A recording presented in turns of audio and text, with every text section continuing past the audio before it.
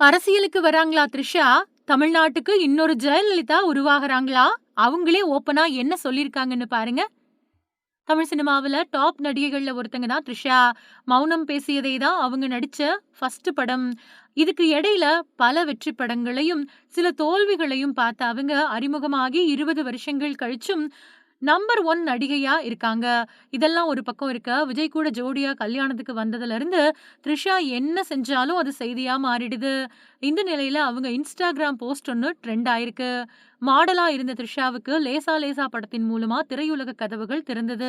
ஆனா அந்த படம் ரிலீஸ் ஆகுறதுல தாமதம் ஏற்பட, சூர்யாவ வச்சு அமீர் இயக்குன மௌனம் பேசியதே படத்துல நடிச்சு அறிமுகமானாங்க த்ரிஷா. அந்த படத்துக்கு பின்னாடி அவங்க நடிச்ச சாமி, கில்லி, திருப்பாச்சி மாதிரியான படங்கள் எல்லாமே சூப்பர் டூப்பர் ஹிட் அடிச்சது. இதன் காரணமா சரசரன்னு குறுகிய காலத்திலேயே திரைத்துறையில உச்சத்துக்கு போயிட்டாங்க. தொடர்ந்து பிஸியா நடிச்சுக்கிட்டு இருந்த அவங்களுக்கு சின்ன சறுக்கல் ஏற்பட்டுச்சு. அத 96 படத்துல சரி பண்ணிட்டு பொன்னியின் செல்வன் 1, 2, விடாமுயற்சி, குட் பேட் அக்லி, லியோ, தக் லைஃப் மாதிரியான படங்கள்ல நடிச்சாங்க. அதுல அத்தனை படங்களுமே நல்ல வரவேற்ப தான் பெற்றது. அடுத்ததா சூர்யாவுக்கு ஜோடியா கருப்பு படத்துலயும் நடிச்சிருக்காங்க. இந்த படம் ரிலீஸ் ஆயி கலவையான விமர்சனங்கள பெற்று வருது.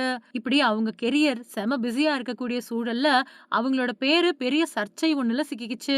அதாவது விஜய் கிட்ட இருந்து தனக்கு விவாகரத்து வேணும் அப்படின்னு அவங்களோட மனைவி சங்கீதா மனு தாக்கல் பண்ணியிருந்தாங்க.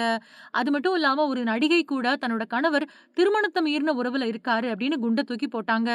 அவங்க அப்படி சொன்ன சில நாட்கள்லயே த்ரிஷாவும் விஜயும் ஒரே கலர் டோன்ல ட்ரெஸ் போட்டுக்கிட்டு கல்யாணத்துக்கு வந்திருந்தாங்க. அப்போதுல இருந்து இந்த விவகாரம் பத்தி எரிஞ்சுகிட்டு இருக்கு. விஜயும் தமிழ்நாடு முதலமைச்சர் ஆயிட்டாரு. ரிசல்ட் வந்த அன்னைக்கே விஜய் த்ரிஷா வீட்டுக்கு முதல் ஆளா வந்து வாழ்த்து தெரிவிச்சாங்க. அதே மாதிரி விஜய் முதலமைச்சரா பதவியேற்ற விழாவுக்கும் வந்திருந்தாங்க. அவங்களுக்கு முதல் வரிசையில இருக்கை ஒதுக்கப்பட்டிருந்தது. விஜய் மேடையில பேச பேச த்ரிஷா எமோஷனலா கேட்டுக்கிட்டு இருந்தாங்க. அது எல்லாரோட கவனத்தையும் ஈர்த்தது. இது ஒரு பக்கம் இருக்க, திருச்சி கிழக்கு தொகுதியில கண்டிப்பா த்ரிஷாவ விஜய் களம் இறக்குவாரு அப்படின்னு பேச்சுக்கள் பறந்துகிட்டு இருக்கு. கண்டிப்பா அவங்க தமிழ்நாட்டுக்கு இன்னொரு ஜெயலலிதா தான் அப்படின்னும் அடிச்சு சொல்ல ஆரம்பிச்சுட்டாங்க. அதெல்லாம் எந்த அளவுக்கு உண்மை அப்படின்னு தெரியல. இந்த நிலையில த்ரிஷாவோட பேட்டி ஒண்ணு சோசியல் மீடியாவுல ட்ரெண்ட் ஆயிட்டு வருது. அதாவது பொன்னியின் செல்வன் பட ப்ரமோஷன் சமயத்துல அவங்க கிட்ட அரசியலுக்கு வருவீங்களா அப்படின்னு கேள்வி கேட்கப்பட்டுச்சு. அதுக்கு பதில் குடுத்த அவங்க, அதுக்கெல்லாம் வாய்ப்பே இல்ல. நான் அரசியலுக்கு வரமாட்டேன்.